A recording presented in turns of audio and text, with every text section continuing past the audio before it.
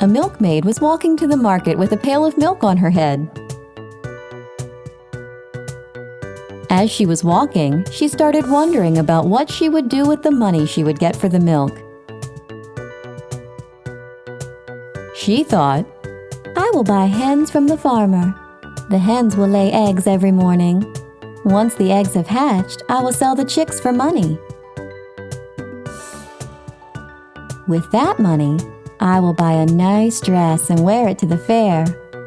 Men will want to talk to me, and women will be jealous of me. I'll toss my hair like this." As she thought, she tossed her head back.